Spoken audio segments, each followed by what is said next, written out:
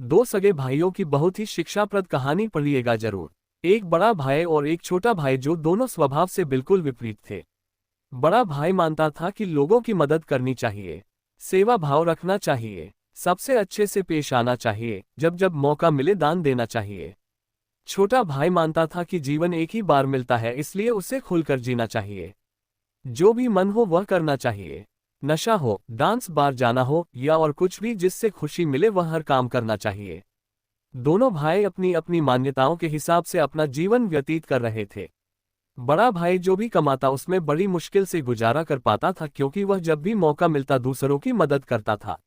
वो सत्संग सुनने जाता, मेडिटेशन करता। वो जितना हो सके उतना सादा जीवन जीने की कोशिश करता। छोटा भाई गलत रास्ते और गलत तरीके से ज्यादा धन कमाता और अपनी हर इच्छा पूरी करता। दारू सिगरेट पीता, नाचने वालियों के पास जाता, जितना संभव हो उतना ऐश करता। बड़ा भाई अक्सर अपने भाई को समझाने की कोशिश करता कि वह अपने जीने का तरीका बदल दे। वो जो कुछ कर रहा है वे अच्छे कर्म नहीं है। लेकिन छोटा भाई उसकी एक ना सुनता और उल्टा बड़े भाई को ही अपना जीने का तरीका बदलने के लिए कहता। वे दोनों ही एक दूसरे की बात माने बिना अपने अपने तरीके से जिंदगी जीते रहे।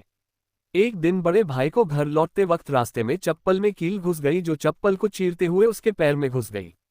उसे बड़ा दर्द हुआ। दर्द इतना ज्यादा था कि वह ठीक से चल भी नहीं पा रहा था, लेकिन फिर भी जैसे तैसे लंगड़ाते दर्द सहन करते अपने घर तक पहुंच गया।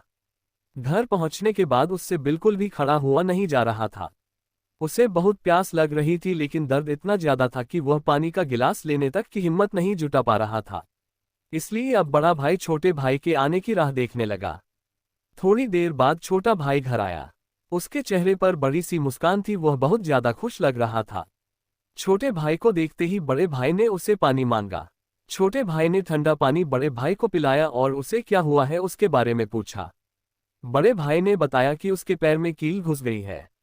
छोटा भाई बड़े भाई से बोला, देखिए आप इतना सादा और सच्चाई भरा जीवन जीते हैं, बदले में आपको क्या मिला? और ये देखिए मैं कितना खुलकर जीवन जीता हूं, इसलिए आज मुझे रास्ते में ये हीरे का हार मिला है। हमारे दोनों की परिस्थितियां ये साबित करती है कि मेरा तरीका सही है और आपका गलत। बड़ा भाई बड़ा परेशान था, फिर भी वह छोटे भाई को समझाने लगा कि नहीं, उसी का तरीका सही है। बड़ा भाई कह रहा था कि तरीका मेरा ही सही है, लेकिन शायद कुछ गड़बड़ है, इसलिए हम ऐसा करते हैं कि कल हम दोनों ज्योतिषी को अपनी अपनी कुंडली दिखाएंगे, वही बताएगा कि क्या दिक्कत है। अगले सुबह दोनों भाई अपनी अपनी कुंडली लेकर उस ज्योतिषी के पास पहुंच गए। बड़े भाई ने अपनी कुंडली ज्योति को दिखाई। उस कुंडली को देखते ही ज्योतिषी बोला, बाप रे बाप, किस अभागे की यह कुंडली है, ये तो अब तक मर गया होगा। बड़ा भाई कुछ नहीं बोला और फिर छोटे भाई की कुंडली ज्योतिषी को पढ़ने के लिए दी गई। उसकी कुंडली देखते ही ज्योतिषी खुशी से बोल पड़ा, ये बहुत अच्छी कुंडली है, इसमें तो राजयोग लिखा है, यह जरूर अब तक मंत्री बन गया होगा।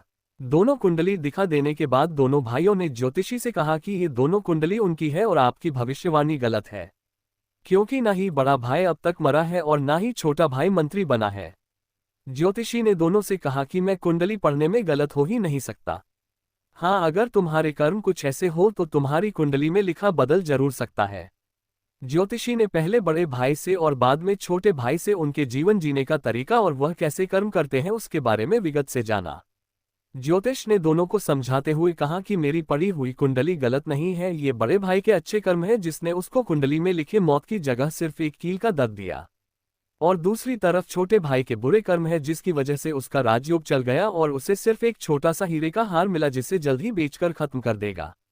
दोस्तों, छोटी सी ये प्रेरक कहानी हमें वही सदियों पुरानी बात याद दिलाती है कि जैसे कर्म होंगे वैसे ही फल होंगे। अगर हमारा वर्तमान अच्छा या बुरा है तो वो हमारे पहले पुराने कर्मों की वजह से है, और हमारा भविष्य अच्छा या बुरा होगा वो हमारे वर्तमान के कर्मों के हिसाब से होगा।